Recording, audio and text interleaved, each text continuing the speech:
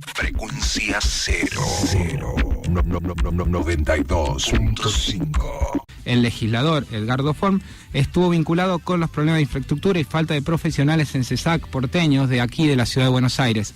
En línea, en comunicación telefónica con nosotros, para ampliarnos un poco este relevamiento, lo tenemos a Edgardo Form. Muy buenas noches. ¿Qué tal? Buenas noches, gracias por llamar. No, por favor. Bueno, un poco para que nos pueda contar y ampliar esta información que estuvo saliendo con respecto al relevamiento y a cómo se está viendo la salud en la ciudad de Buenos Aires. Todos tenemos algunas ideas generales, sobre todo quienes vamos a algunos centros públicos y evaluamos y vamos mirando cómo está la situación, pero bueno, entiendo que hay datos más precisos. Sí, efectivamente, nosotros hemos hecho un relevamiento de los centros de salud y atención comunitaria de la ciudad de Buenos Aires. En total son 45, pero en muchos de ellos hemos constatado problemas edilicios, infraestructura deficiente, falta de equipamiento y falta de profesionales. Y como consecuencia también de todas estas carencias, hay varios centros que atienden apenas a la mañana, a pesar de que obviamente hay una demanda de servicios de salud por parte de la población, principalmente de sectores carenciados. Pero acá hay un tema complejo, indudablemente, que tiene que ver con políticas públicas que atiendan la llamada atención primaria de la salud. Claro. Si se pretende efectivamente que nuestra población sea una población sana, para lo cual hay que destinar los medios, los recursos, teniendo en cuenta que, según los especialistas en sanidad, el 80% aproximadamente de las patologías se puede atender en centros de atención primaria de la salud. Para eso hay que tener elementos de diagnóstico, equipos de rayos X, ecógrafos, un vademecum de medicinas, de especialidades farmacológicas adecuadas para atender requerimientos de esta índole, como les decía, y esto es buena parte de lo que falta en una importante del centro de salud, sobre todo al sur de la avenida Rivadavia, es decir, en la zona más postergada de la capital federal. Está bueno aclarar que los 45 centros de salud no son parte de los 33 hospitales, de los cuales también siempre se habla en la ciudad de Buenos Aires de las falencias que tienen, sino de una atención más cercana con la comunidad. Claro. Exactamente. Hablar, claro, está de los hospitales donde también hemos advertido carencias, pero el informativo se centra en los CESAC específicamente. Nosotros, como propuesta, porque no es cuestión solo de quedarse en el diagnóstico y la crítica, consideramos que tiene que haber una política articulada entre la nación, la ciudad de Buenos Aires y la provincia, especialmente para todo lo que se denomina la región metropolitana, porque es una unidad económica prácticamente, política, social, porque hay un cruce permanente de estas fronteras virtuales entre la capital y la provincia, y hay uso de los centros de salud por parte de los compatriotas que viven en los 14 o 15 partidos del conurbano bonaerense. Esto requeriría de una acción coordinada, articulada, para precisamente hacer más efectiva y eficiente la asignación de recursos que permitan atender a esa población y cumplir con los mandatos constitucionales, en el caso de la Ciudad de Buenos Aires, que consagran el derecho a la salud, entre otros derechos, por parte de la ciudadanía.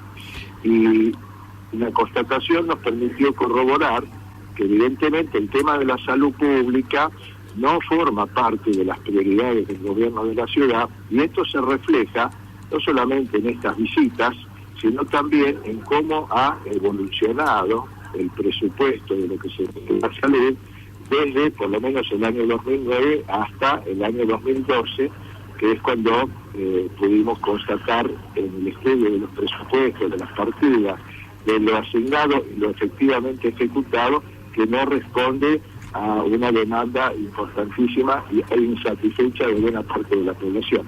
Usted plantea esto de la demanda insatisfecha, ¿no? Y yo pensaba territorialmente, ¿dónde se está atendiendo esta gente que no tiene ningún otro tipo de coberturas, ¿no?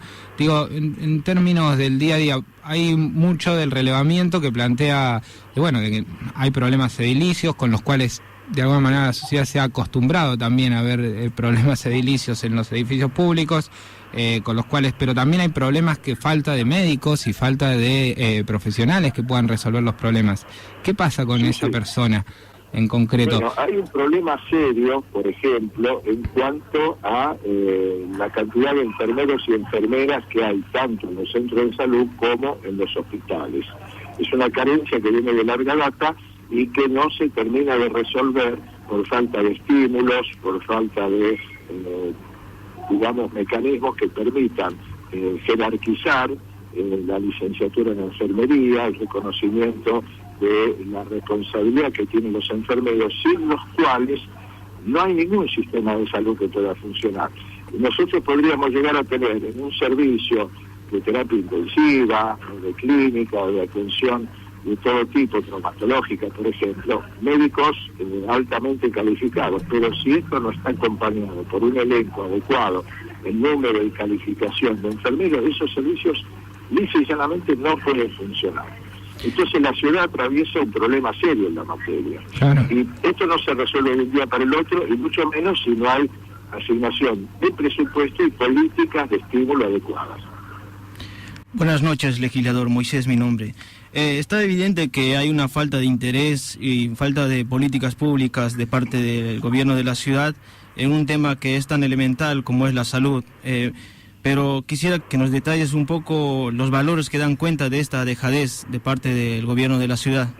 Bueno, si uno mira el presupuesto, en la nota justamente que se publica en página 12, que refleja buena parte de nuestro informe, va a advertir que el peso relativo, el porcentaje de recursos destinados a la salud desde el 2009 hasta el 2012 fue decreciendo en volumen, en proporción, y eso se refleja después en lo que se asigna efectivamente, por ejemplo, a infraestructura. En infraestructura hubo un descenso bastante dramático de cerca del 15% de lo asignado años anteriores con respecto al 2012. ¿Y cuál es la explicación? Nosotros, por ejemplo, en materia hospitalaria hemos recorrido el Hospital Ricardo Gutiérrez, el Muñiz, el Hospital Álvarez. El Hospital Álvarez tuvo al comienzo del año pasado un incendio en uno de los pabellones y hasta el día de hoy todavía es insuficiente la reposición de los elementos dañados por el fuego.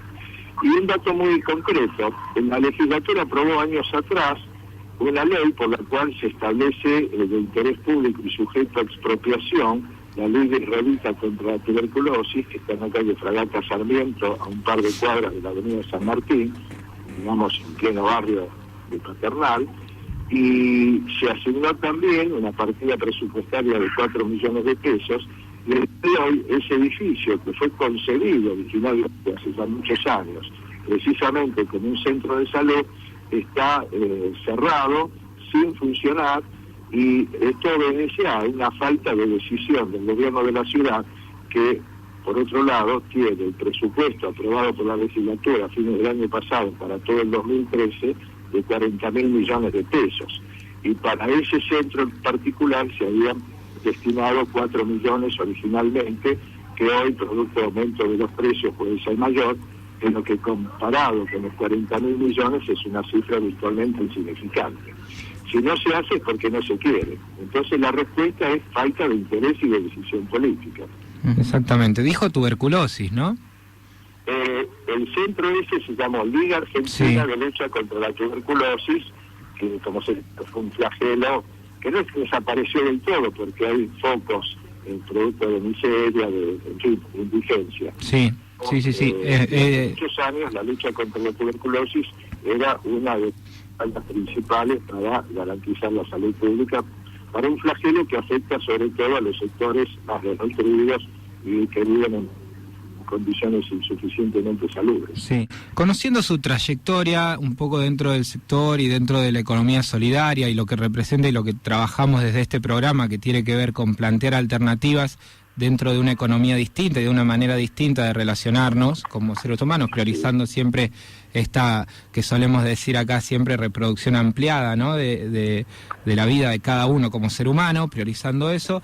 ¿Qué mecanismos imagino, qué mecanismos puede encontrar a la hora de decir, bueno, cómo asociámonos en comunidad o qué respuestas se pueden encontrar para resolver esto cuando tenemos estados o cuando tenemos gobiernos que representan a estados que ponen el ojo en otro tipo de difusión o ponen la voluntad en otro tipo de respuestas. Bueno, en nuestro país hay cooperativas sindicales que brindan servicios de salud que tienen una población de más de 2 millones de usuarios, lo cual es muy importante, claro. Pero hay una responsabilidad ineludible del Estado en temas vitales como son la salud, la vivienda, la educación, la seguridad de la población, por supuesto también todo lo que tiene que ver con el mantenimiento de la infraestructura para el conjunto de los habitantes. Acá estamos en presencia de un panorama, de un escenario donde de alguna manera se repiten los paradigmas de la década del 90, donde se privilegian, por ejemplo, negocios inmobiliarios y no se atienden estas otras prioridades que son derechos consagrados para la ciudadanía y que están, por supuesto, formulados clara y contundentemente en la Constitución porteña. Este es un problema político esencialmente, sin perjuicio de lo cual hay experiencias positivas en toda la República Argentina en materia de entidades asociativas solidarias para brindar servicios de salud, pero, repito una vez más, esto no excluye,